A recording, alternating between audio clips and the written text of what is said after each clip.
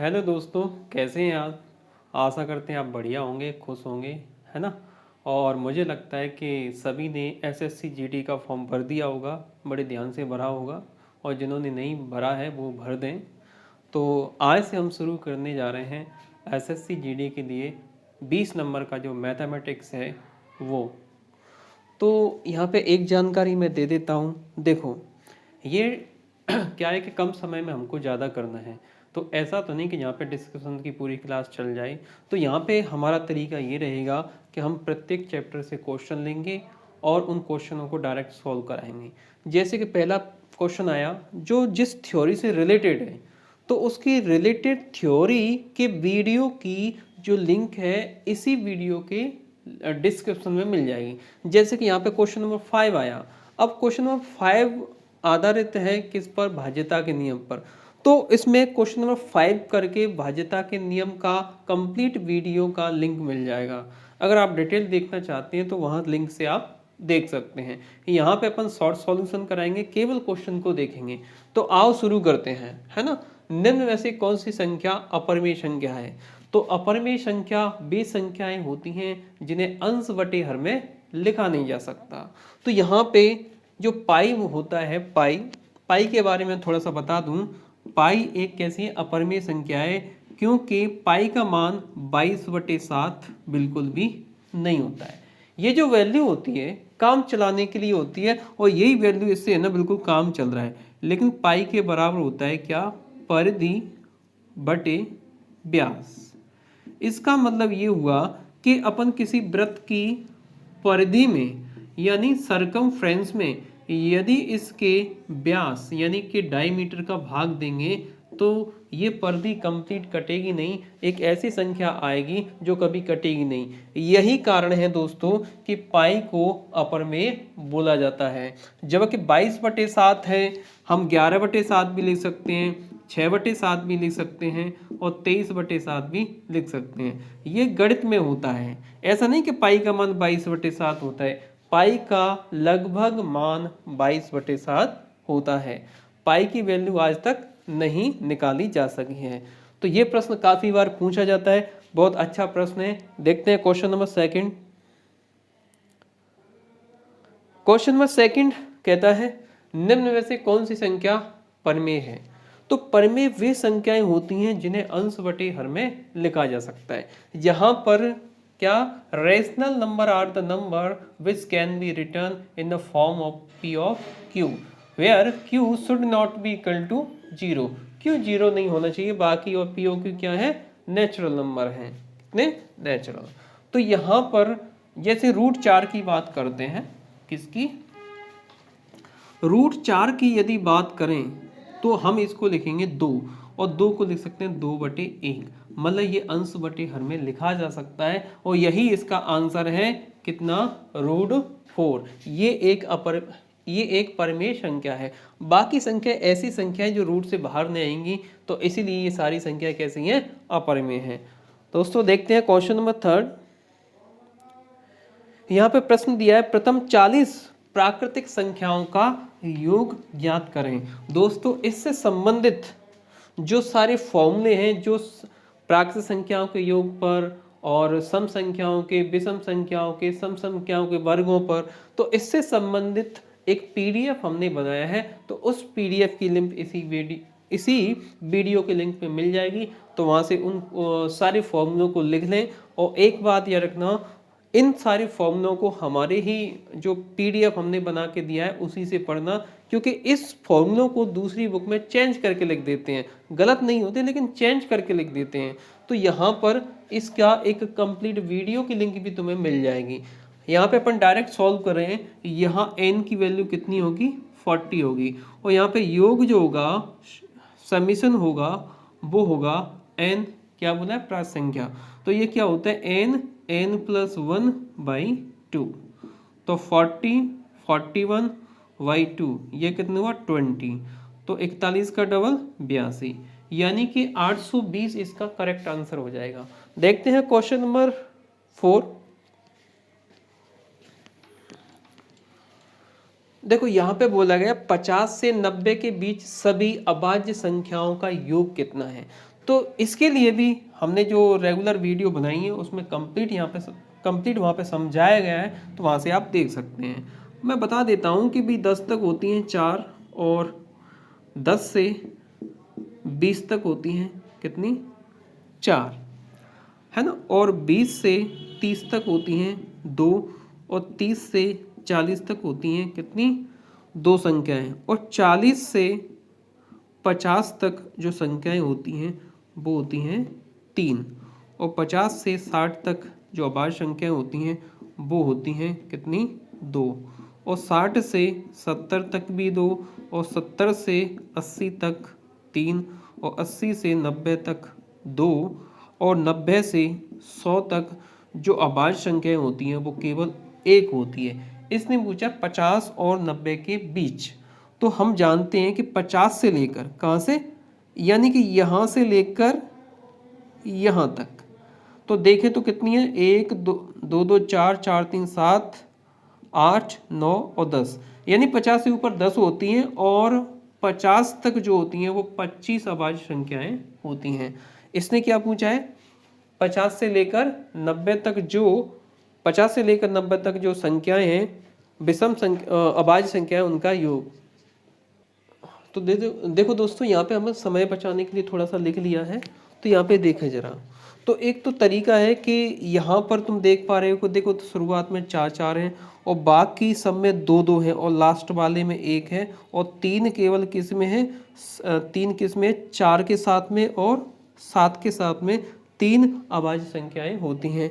तो यहाँ पे हमने ये अभाज्य संख्याएं लिख ली हैं, तो हमें इन सभी को क्या करना है, ऐड करना है। ऐड कैसे करना है कि देखो यहाँ पे 5 5 10 100, और 9 2 12, और यहाँ पर 6 6 12 120, 7 1 8, और यहाँ पर 210, और यानी 7 3 21, और 9 3 1 कितने हो गए, 13, और यहाँ पर 8 8 16, और 9 3 12, 160 और 12। तो इनको ऐड किया तो कितना आ गया, 45, कितना आ गया, 45, और यहाँ पे ऐड करें तो कितना, 590, और इसमें 45 ऐड कर दिया, तो यहाँ पे आंसर आ रहा है 635। देखो दोस्तों, एक ऐसा सवाल है, ऐसा नहीं कि तुमसे होगा नहीं, एक्चुअली में ये टाइम कंज्यूमिंग है, और उसके अलावा यहाँ पे हमसे भूल हो सकती है। यदि एक भी संख्या हमने गड़बड़ कर दी तो ये क्वेश्चन का आंसर नहीं आएगा। ठीक है, इसके लिए भी हमने जो नंबर सिस्टम के वीडियो डले हैं कंप्लीट वहाँ पे समझाया है, तो उसको आप पूरा देख लें तो कोई क्वेश्चन वहाँ से बचेगा नहीं। तो यहाँ पे देखते हैं क्वेश्चन नंबर 5, निम्न में से किस संख्या से विभाजित होती है। तो यहाँ पे अपन को क्या करना है, विभाज्यता के नियम देखना है, यानी कि भाज्यता के नियम। इसके लिए भी हमने कंप्लीट भाज्यता के नियम समझाए हैं, तो इसकी भी लिंक डिस्क्रिप्शन में मिल जाएगी, किस संख्या से विभाजित होगी। तो इसमें देखो हम क्या करेंगे कि भाई 4 का नियम क्या है, 4 का नियम है कि इकाई और दहाई कैसे 4 से कटनी चाहिए, यानी कि ये संख्या ए ऑप्शन से भी 4 से भी कट जाएगी।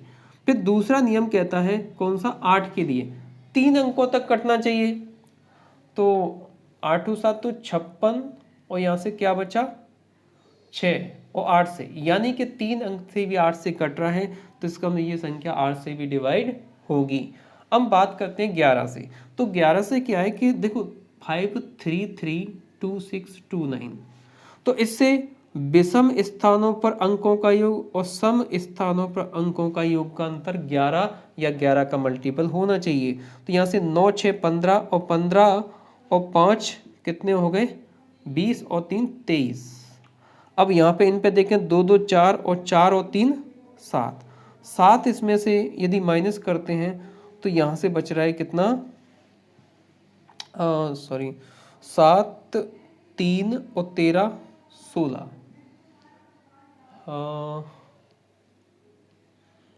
एक बार और ऐड करते हैं, 9 15, और 15 और 3 15, और 5 20, और 3 23, और यहाँ पे 2 2 4, और 4 और 3 7, 7 इसमें से यदि माइनस करते हैं तो ये बच रहा है 6, यानी कि 16, यानी संख्या 11 से नहीं कटेगी, लेकिन यहाँ पे 4 और कितना दिया है, थोड़ा अंक तो नहीं छोड़ रहे। तो देखो 11 के लिए चेक करेंगे, वहाँ पे गलत नंबर लिख दिया था मैंने, यहाँ पे 9 लिख दिया था जो गलत है। यहाँ से देखते हैं 4 6 3 5, इन सभी को ऐड करके हो रहा है कितना 18, और इनको ऐड करके हो रहा है कितना 7। 18 में से 7 गए तो कितना आया 11 आया, यानी कि ये संख्या 11 से भी कटेगी। तो इसका आंसर क्या हो जाएगा, ऑप्शन डी।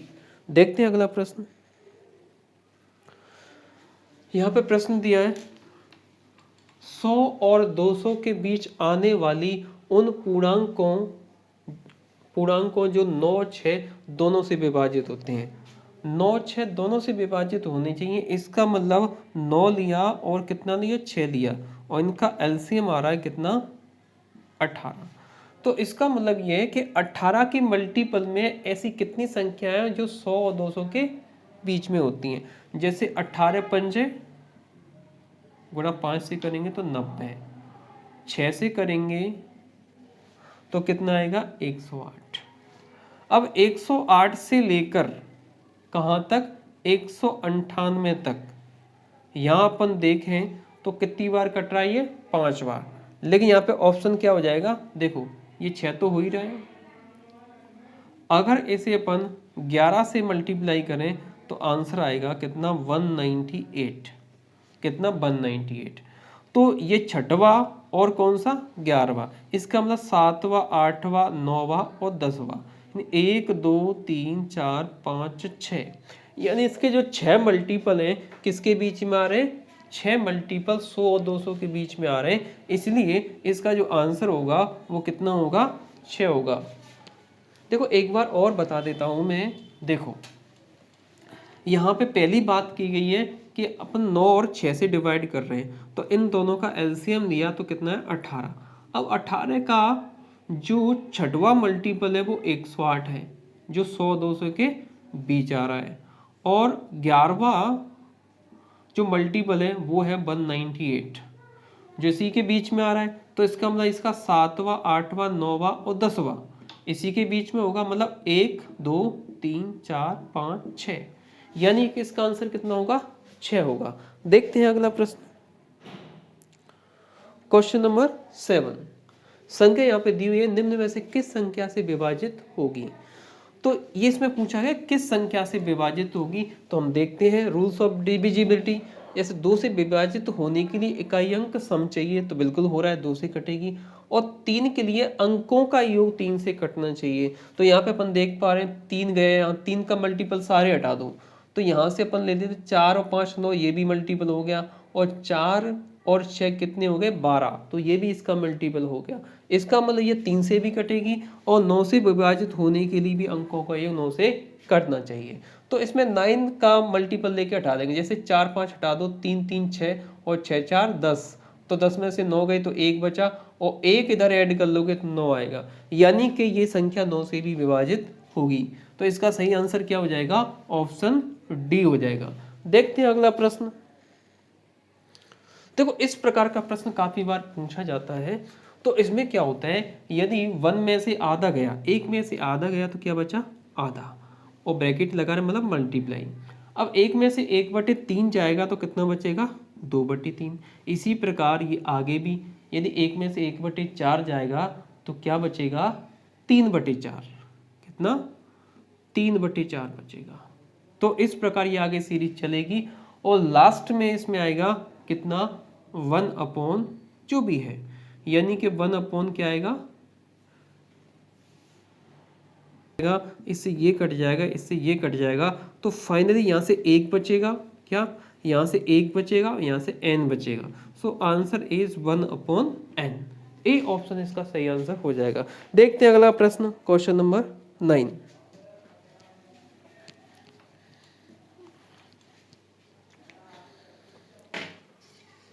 प्रथम 68 तक की सम प्राकृत संख्याओं का योग कितना होगा। प्रथम 68 तक की सम प्राकृत संख्या, जब सम की बात की गई तो यहाँ पे n की वैल्यू कितनी होगी 34 होगी। n की वैल्यू 34 होगी, क्योंकि इसमें से आधे पद गायब हैं, और सम संख्याओं का योग होता है कितना n+1, यानी कि 34 गुणा 35।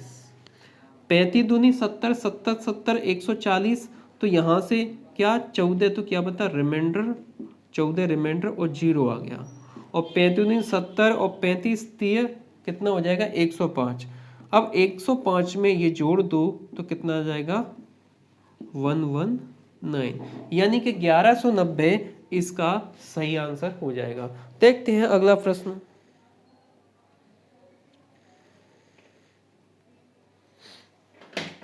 यहाँ पे प्रश्न दिया है 4 अंकों की बड़ी से बड़ी तथा छोटी से छोटी संख्याओं का योग कितना होगा। बिल्कुल आसान प्रश्न है। 4 अंकों की जब से बड़ी बोले तो 9 के अंक बना देना है, छोटी बोले तो एक पर बिंदी रख देना है। 4 अंकों की सबसे बड़ी क्या होगी 9999 और छोटी क्या होगी 10,000। तो इन दोनों को ऐड कर देंगे तो आ जाएगा 10,999, यानी कि इसका आंसर हो जाएगा ऑप्शन ए, इसका सही आंसर हो जाएगा। देखते हैं अगला प्रश्न।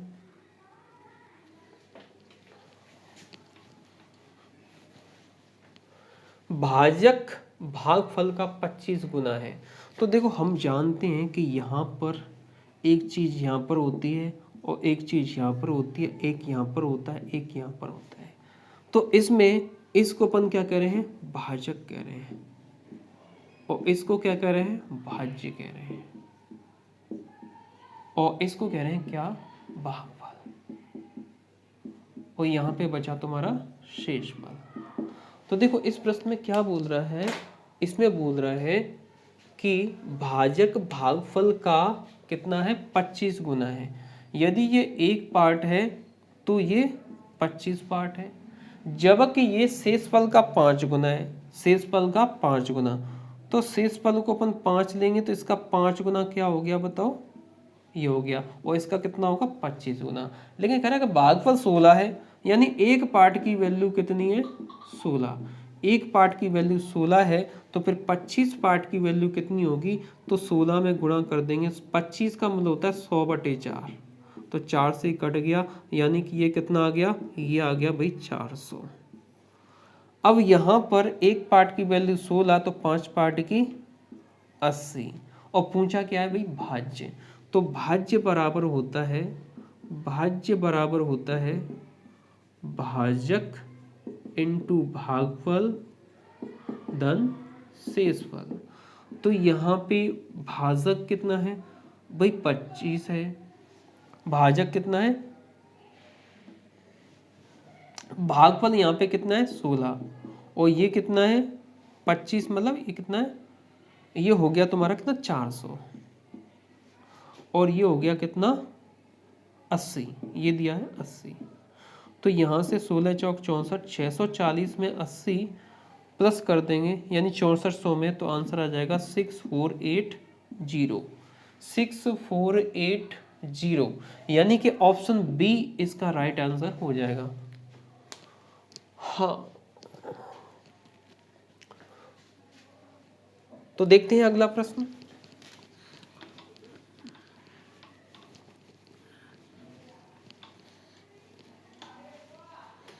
एक सूचना आपको दे देते हैं कि भाई एसएससी जीडी के लिए हम भी अपनी तरफ से पूरा प्रयास करेंगे कि बच्चों के लिए पूरा सिलेबस कवर कराया जाए, लेकिन ये कुछ हिस्सा जाता है बच्चे की नीयत पर कि वो अपने काम के प्रति कितना ईमानदार है।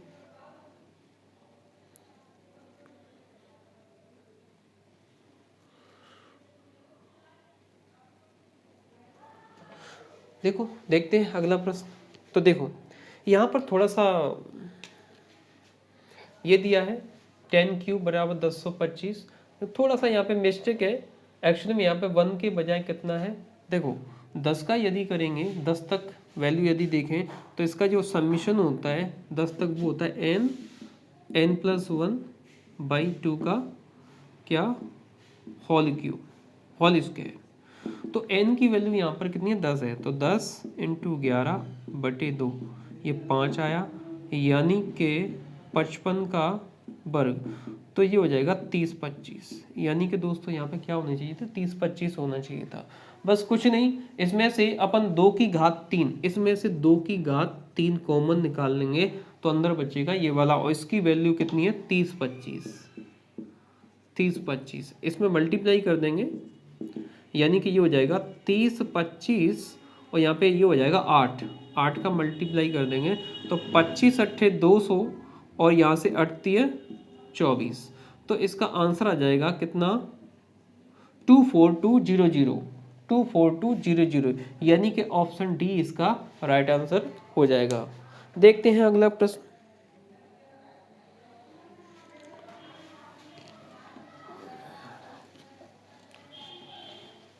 थोड़ा पॉज करो। तो क्वेश्चन नंबर 13, देखो इस प्रकार का जब प्रश्न आता है तो उसको अपन डायरेक्ट भी सॉल्व कर सकते हैं, जब योग दिया हो और अंतर दिया हो। तो ऐसी स्थिति में बड़ी संख्या निकालने के लिए दोनों को जोड़कर 2 का भाग देते हैं, तो 9 और 40 कितने हो गए, 130, और 130 में यदि 2 का भाग देंगे तो आंसर आएगा 65, और इन दोनों का अंतर है 50, और 50 में 2 का भाग देंगे तो आंसर आएगा कितना, 25, यानी इसका आंसर कौन सा हो जाएगा, डी। लेकिन यहाँ पे देखो कैसे, देखो यहाँ पे दिया है a+b बराबर, ऐसा मान लो कि योगफल x दिया है, a-b, ऐसा मान लो कि भाई जो अंतर है वो y दिया है। तो यहाँ से यदि इनको सॉल्व करेंगे तो ये दोनों कैंसिल आउट आ जाएंगे, तो 2a बराबर हो जाएगा x+y, तो a बराबर x+y/2। तो यहाँ से देखो a बड़ी संख्या है तो दोनों को जोड़ के 2 का भाग लग जाएगा। इसी प्रकार b में हो जाएगा x-y/2। तो यहाँ पे देखो 19 + 40/2, तो आंसर आ जाएगा कितना बताओ, 65। और इसी प्रकार यहाँ भी इसमें लें तो 19 - 40/2, तो आंसर आ जाएगा कितना, 25। तो इस प्रकार ये दोनों आंसर आ जाते हैं। ठीक है, आगे बढ़ते हैं। किन्हीं 2 संख्याओं का योग इतना है और उनका अंतर इतना है। तो देखो इसको आराम से अपन सॉल्व कर सकते हैं। इसको 80 मान लो, इसको 22 मान लो, तो 22 मतलब 80 और 22 कितने हो गए भाई, 102, और 102 का आधा कितना होता है, 51। तो 51 इन सभी में से हमें केवल इस ऑप्शन में दिखाई दे रहा है, तो डायरेक्ट अपन कह सकते हैं कि इसका आंसर क्या होगा, डी होगा। अगले ऑप्शन को चेक करने की जरूरत नहीं है। बढ़ते हैं अगले प्रश्न पर।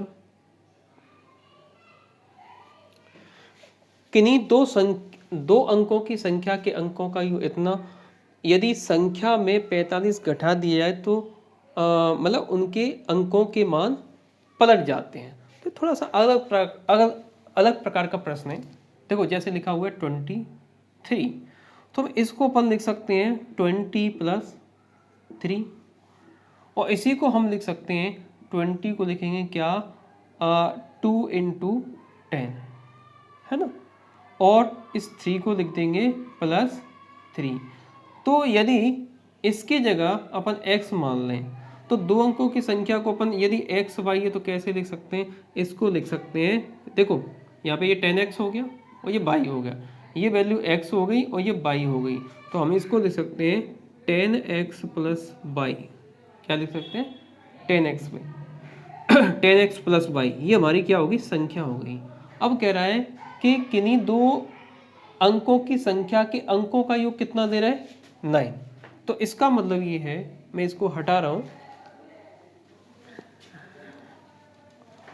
यानी कि यहाँ पे दिया x + y बराबर 9, लेकिन कह रहा है कि भाई इस संख्या को ऐसे लिखा जाएगा, संख्या हमारी क्या x y, जैसे 23 है तो यही तो होगा। 23 को अपन कैसे लिख सकते हैं, यदि ये x है ये y है तो इसको लिख सकते हैं 10 × 2 + 3, तो ये हो जाएगा 10, ये x मान लो 10x + y, इस प्रकार लिख सकते हैं। हमने ये संख्या लिख ली। तो यदि इसमें क्या, यदि संख्या से कितना घटा दी जाए, यदि इससे 45 घटा दिया जाता है तो संख्या पलट जाती है, मतलब 10x की जगह क्या हो जाएगा, 10y + x हो जाएगा। अब इसका क्या, हर का परिमीकरण पक्षांतर कर लेते हैं, तो यहाँ पे 10 में से 1 गया तो क्या बचा, 9x। अब 10 में से 1 प्लस का गया तो माइनस का 9y, और इधर जाके ये हो जाएगा प्लस का, और 9 से काटें तो 9 × 5 = 45, यानी कि x - y बराबर 5 आ जाएगा। और एक समीकरण ऑलरेडी यहाँ पर है x प्लस वाई बराबर 9। ये दोनों कैंसिल आउट हुए तो 2x बराबर हो गया 9 5 कितना 14/2, तो उसे कट जाएगा। तो x की वैल्यू कितनी आ गई 7 आ गई। यदि x की वैल्यू 7 है, x की वैल्यू 7 है तो निश्चित तौर से y की वैल्यू कितनी होगी 2 होगी, है ना। तो हमारा जो संख्या है वो क्या एक्स वाई है, क्या है एक्स वाई। तो x की वैल्यू 7 और y की वैल्यू 2। यदि इसमें से 45 घटा देते हैं तो हमारी संख्या कितनी हो जाएगी 27 हो जाएगी, मतलब अंक पलट जाएंगे। तो इसलिए हमारा आंसर क्या हुआ बताओ, हमारा आंसर हुआ कितना 72। डी ऑप्शन राइट आंसर हो जाएगा। Question number 16।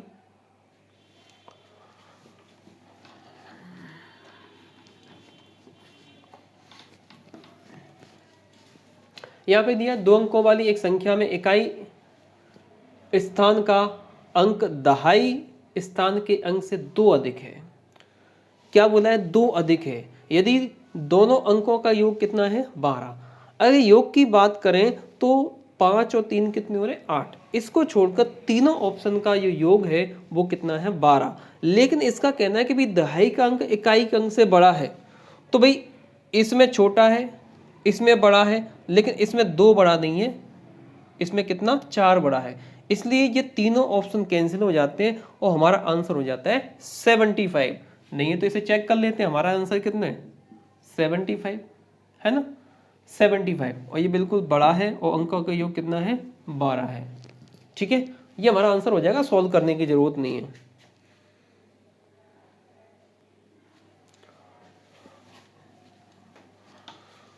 दो अंकों वाली एक संख्या के अंकों का योग 10 है। यदि संख्या से 36 घटा दिया जाए तो अंकों के स्थान बदल जाते हैं। क्या 36 घटा दिया जाए तो इसमें से अपन चेक कर सकते हैं, ऑप्शन से भी कर सकते हैं।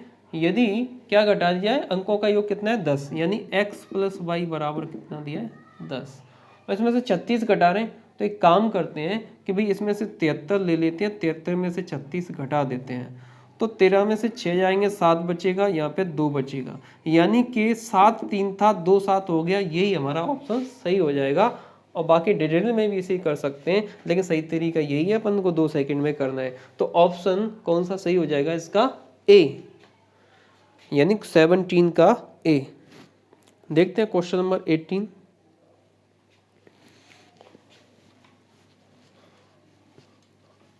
अब यहाँ पे ये सवाल दिया है, क्या ये सवाल दिया है, इसको चेक करना। देखो आसान सवाल है लेकिन ये लेंथी क्वेश्चन है, इसमें टाइम लगेगा। तो इसमें करेंगे क्या, तो लिखा हुआ है 325 इंटू एन और बराबर 5239। अब इसका मल्टीप्लाई करके क्या इसके नीचे आ जाएगा, तो 8 7 56, 5 बचा और 8 9 72, 72 और 5 कितने हो गए 77। तो यहाँ से कितना बच रहा है 2, क्या बच रहा है 2, और यहाँ से बच रहा है 7 6 और ये हो जाएगा 8, तो यहाँ से बचा 4, यानी कितना हो जाएगा 4462। और इसमें 325 का क्या कर देंगे डिवाइड कर देंगे। तो यहाँ पे n बराबर आ जाएगा 4462 और डिवाइडेड बाई 325। तो एक बार गया 325, यहाँ 1 और यहाँ 2 और यहाँ 1, कैरी किया 2। अब यहाँ से ये 25 हटा दो, ये हटा दो, तो 3 12, 4 बार तो नहीं जा रहा है, 4 ऑप्शन में नहीं है, यहाँ पर 3 बार देंगे। तो 25 × 3 = 75 और यहाँ पे 3 × 3 = 9। तो भाई 12 में से 5 गए तो 7, ये 8 हो गया, 9 10 11 3 और यहाँ पर 10 हो गया, और 12 में से 10 गए तो 237। तो यहाँ पर देखो पॉइंट के बाद आएगा, ये कितना 237 और ये है कितना 325, लगभग पास में आएगा। तो यहाँ पर 13, ऑप्शन ए की है 13.73। तो इसका जो आंसर होगा वो कितना होगा 13.73 अप्रोक्सीमेट से लगा सकते हैं। ठीक है, आगे बढ़ते हैं। Question number 19। देखो क्वेश्चनों को सॉल्व करना इतना आसान नहीं होता, इसके पीछे काफ़ी कुछ पढ़ा होना चाहिए। अब ये क्वेश्चन हम डीएस कॉन्सेप्ट से सॉल्व करेंगे। और इसमें देखो, यदि अपन 500 का और 4000 का गुणा करें तो 5 चौक 20, यानी संख्या बहुत बड़ी आएगी। तो यहाँ पे गलत लिखा हुआ है, यहाँ पे क्या होगा, प्लस होगा 4827, और यहाँ पे क्या होगा, प्लस होगा 5 स्टार और 2। तो देखो यहाँ से 7 और 2 9 आने हैं। अब यहाँ पर 5 आने के लिए क्या चाहिए, 3 चाहिए, और 3 रखेंगे तो 5 आ जाएगा, और 8 5 13, 3 आ जाएगा, 5359, यानी इसका सही ऑप्शन कितना हो जाएगा, 3 हो जाएगा। बढ़ते हैं अगले प्रश्न पर। ये प्रश्न भी थ्योरेटिकल है, ये काफी बार पूछे जाते हैं। तो यहाँ पे देखो, कौन सा कथन असत्य बोल रहा है, गलत कौन सा है। तो पाई एक अपरिमेय संख्या है, ये बिल्कुल सही है, ए ऑप्शन बिल्कुल सही है। बी ऑप्शन की बात करें, 22/7 एक परिमेय संख्या है, बिल्कुल ये भी ऑप्शन सही है। -1 सबसे बड़ी ऋणात्मक पूर्णांक संख्या है, ये भी बिल्कुल सही बात है, क्योंकि -1 बड़ा होता है, -2 छोटा होता है। ठीक है, तो सी ऑप्शन भी हमारा बिल्कुल सही है। सबसे छोटी अभाज्य संख्या 3 है, ये ऑप्शन गलत है। क्या सबसे छोटी अभाज्य संख्या क्या है, 2 है। तो इसका आंसर क्या होगा, 2, यानी ऑप्शन डी इसका राइट आंसर हो जाएगा। देखते हैं क्वेश्चन नंबर 21।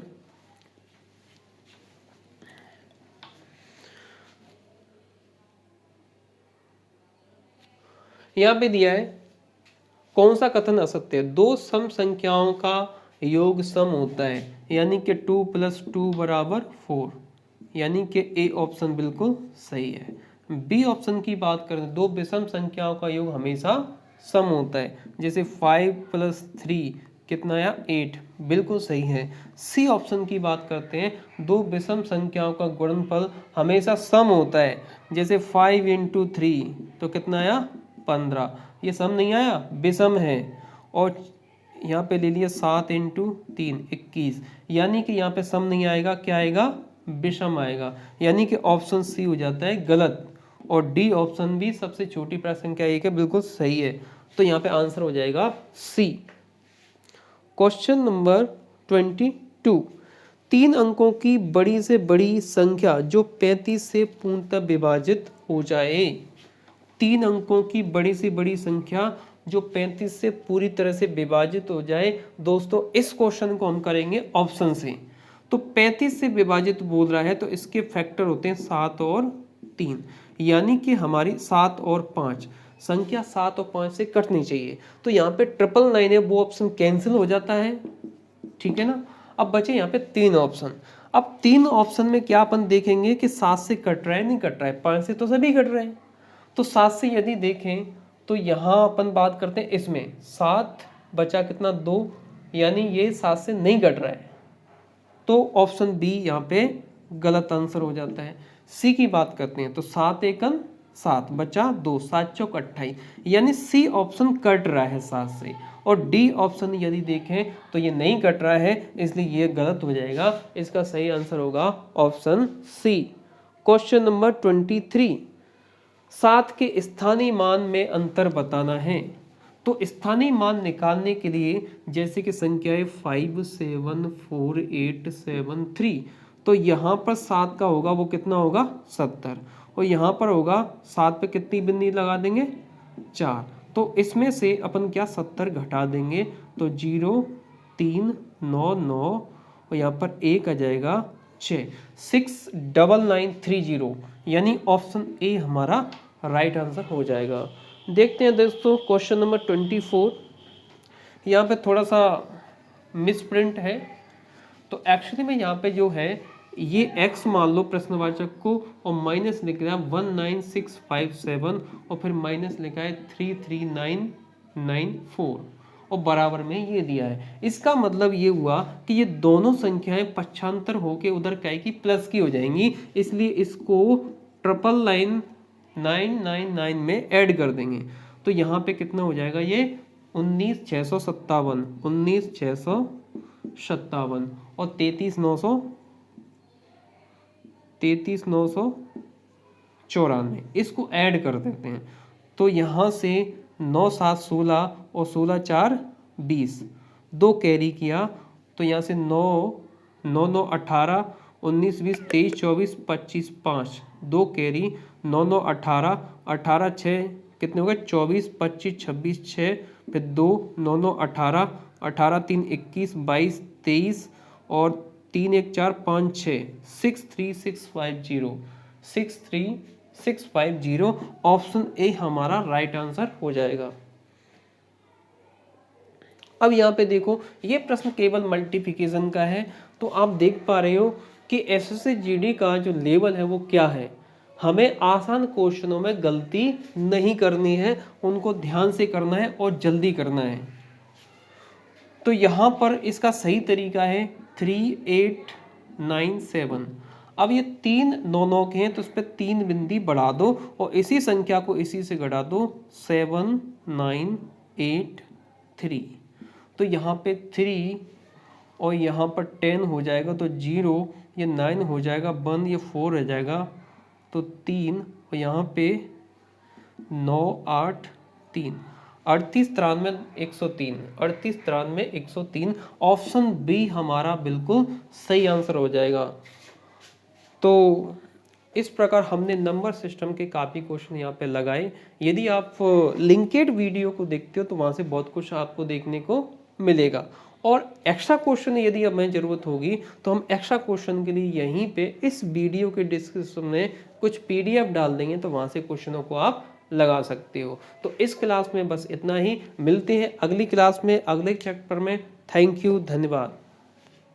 हाँ, एक और बात, यदि आप ऑफलाइन कोचिंग ज्वाइन करना चाहते हो तो सेक्टर नंबर 5 में डॉक्टर विजय सिंह रावत के मकान में कोचिंग चलती है। आप वहाँ पर दिए गए नंबर पर भी संपर्क कर सकते हैं।